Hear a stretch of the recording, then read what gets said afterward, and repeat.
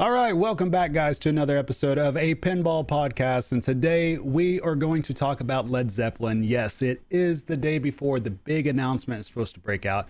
It is Monday, December 14th.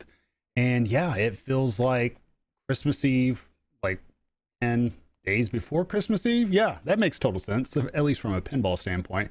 Anyhow, really excited just because anytime that there's new pinball that gets announced, it's exciting. Anytime the new pinball gets announced and you get to see it and you get to order it, even more exciting. Now, early indications are all pointing at the fact that Led Zeppelin is in fact doing really well on pre-orders. It seems to be that, LEs, I've talked to a couple of friends that are trying to find LEs. They can't find any. I'm talking to a few other friends that are in on LEs and they say that they just got in on time.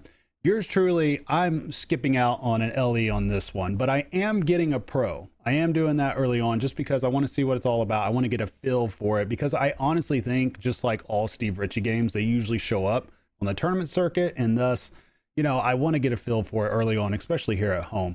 But yeah, I've decided for now, I'm definitely setting out the LE portion of this, and there's a lot of reasons for that. One, pocketbook. Two, the theme resonates with me some, but not enough to get an LE. And then, to be flat out honest, the LEs that I do have, my God, the issues that comes with it. It is like these things are not meant to be played. It is so bizarre. They don't last. I don't know. I don't even play rough and they don't last. Like for instance, my Avengers right now, I've had 3 separate issues pop up within the first 150 games, which is a busted wire form that just snapped. Finally got a new one in and fixed that. My disc actually got bent, and no, it's not the adjustment that's needed underneath. Like the actual physical part of it that gets hit by the pinball is actually bent, and I cannot get it back. I just hit it so many times, I guess in the same spot, it eventually is setting up a little bit. And then of course yesterday my Subway decides to clunk and fall apart into the cabinet, but luckily there's an easy fix for that because looks like a spot weld, but I think you could just put a screw and a nut and all that and get that fixed. But yeah, so that's kind of my story after spending $9,000 on a pinball machine. But I've learned my lesson, so I'm no longer going to spend $9,000 on a pinball machine. I'm instead going to spend $5,500 to $6,000. Yeah, that makes a whole lot of sense, doesn't it? Anyhow, I'm sure the game will be great. There is some reasons why this theme kind of resonates with me a little bit. I go back and forth with old rock and stuff like that. I mean, I listen to some of it, not all of it, but some of it. When I get in the right mood, I'll listen to like a full playlist of it. I grew up on it for sure. My dad listened to it all the time, and Led Zeppelin happened to be one of those bands he listened to. So I'm actually fairly familiar with their catalog, a lot more than what other older rock bands would be. Now, it's not necessarily songs that I'll just sit here and just listen to on my own time, but I do recognize the songs, and I do think that some of them will translate well to pinball in general. However, there is some things that are still going on, and I alluded to this actually in a video, or actually I didn't just allude to it, we talked about it a little bit in a video earlier, that there still is a lot of people in the industry that are questioning dad rock, and they're just quite frankly getting tired of the dad rock, and I use that in quotation marks, the older rock themes. But here's the reality of it, and this goes both ways. I can see it from both sides, and I'm going to be a total fence sitter on this one, so I'm just giving you a heads up right now.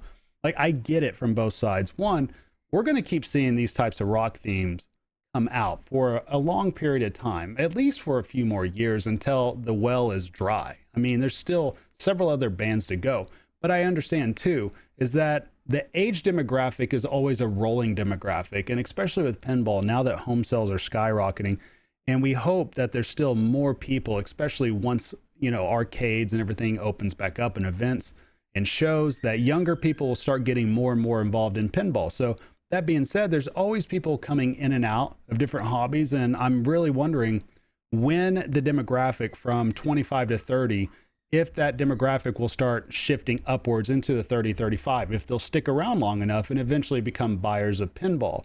And that day will happen eventually. It will. I think that this is going to be a natural progression in terms of Stern or any other pinball company to finally release what I guess we could call a modern pinball theme. Now, modern being something that might be 1990 on. There's still a couple other bands that are left over from the 80s, just like we talked about the other day. Guns N' Roses is still from the mid 80s, and that's about as I guess, as young as you can get at this point. And, you know, I don't know if grunge rock from the early 90s, if that would really go well. I mean, there are some themes that might make sense a little bit, but we'll talk about that on another podcast. So I think I see it from both sides and I understand, but the fact is that these pins sell well. These types of themes sell well. Even if they don't resonate with everybody, they sell. And I can see it happening from a mile away. Led Zeppelin is definitely going to sell really well. Now, my prediction for it is it's going to sell great out of the gate. And I think that it will taper off over due time. I think the hype will go really, really strong for it. And I think after a couple of months, you know, I think you'll still be able to find pins here and there. Now, the LEs, obviously, they're most likely going to be all spoken for, you know, and as they should be, and they usually are in this instance when you're dealing with a licensed theme that happens to be a music pin, especially from a band that is highly desirable. But we do know, or at least I say we do know the speculated designer is Steve Ritchie. Now, assuming it is him, that makes me pretty excited just because I dig a lot of his designs. And I'm not just talking just from a modern standpoint. A lot of his stuff from the mid 80s I enjoyed as well, such as High Speed and F-14.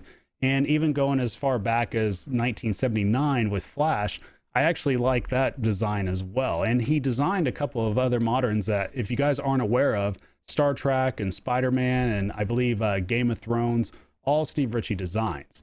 And so that being said, I really feel like when we're looking at the pins that he has designed recently, such as Black Knight, which I felt was a lot of fun, and Star Wars, which I used to own one, I felt like it was fun, but I do agree that the design could have been a little bit better. But that being said, I fully expect, like I have the prediction that this pin will have 3 flippers. I don't think we're going to deal with an upper playfield or a lower playfield like AC/DC or anything like that. I think this pin is prime to have 3 flippers. Now, I don't know anything. I know as much as you guys do as of this recording. No pictures, no nothing. That's just my prediction, just because I feel like it's time for something like that from Steve Ritchie. And plus, too, that allows him to play around with the overall design a little bit more. And he can find certain shots that are a lot of fun, that are just, I mean, they're fun to hit, such as the one on Star Trek. That warp ramp is a lot of fun, especially based on the way it's designed. And sometimes you can even hit that left ramp right there with the upper flipper if something's dialed in right. I mean, I'm not consistent with it, but I've done it a few times before. So that part of it, thinking that that's possible, and I hope I'm right, that gets me a little bit excited. Even if that doesn't happen, you know, kind of cool. I might cool off on it a little bit, but I really do hope it's 3 flippers. And I do think, I'm predicting it will be a 3 flipper game. Now, inevitably, what's going to happen is people are going to start comparing this to Guns N' Roses right off the bat. It's already happening. And, you know, I mean, for fair or worse or whatever you want to call it, I don't think necessarily that these games need to be compared too much. I mean, you're obviously going to compare anything that comes out. The thing is, and I've said this before, pinball, it's just like when you're dealing with 2 different companies, it's still the same thing. It's still the same industry, but it's almost like it's 2 different platforms. And Guns N' Roses, you know, I feel like the way that they design that, it's an entirely different spectacle and different game that I don't think any other designer or any other, not designer, but any other company is going to approach, because I don't think that that's going to be the direction they're going to go. I think Stern is still going to stay in their wheelhouse with games that they know sell under their banner and with designs and with lights and with sound that they know works, because you might as well just push the boundaries within what you know works and just make that incrementally better pin by pin year over year. Whereas when you look at Guns N' Roses, it's something completely different. But the thing about Guns N' Roses also is that they had a lot of games in the past to really draw from, because they could look at every single rock-based theme pin and decide, okay, this is the way that they were. We want to go this direction and basically make a concert in a box, which is a pretty awesome direction to go in, especially if you're the casual player. Now, obviously for me, I've talked about this a lot. It wasn't really my cup of tea, but it was still fun to play. In spurts for me, it was still fun to play. And so I wonder how Led Zeppelin would compare in that instance. And I don't think it's going to compare much rules-wise. I don't see, if Tim Sexton is on this, which he comes from a tournament background and he did great on Black Knight with the rules on there, I don't see him putting in any rules that really forces the action as such that every single time you're in a multi-ball that you always have to flip. I don't see that happening.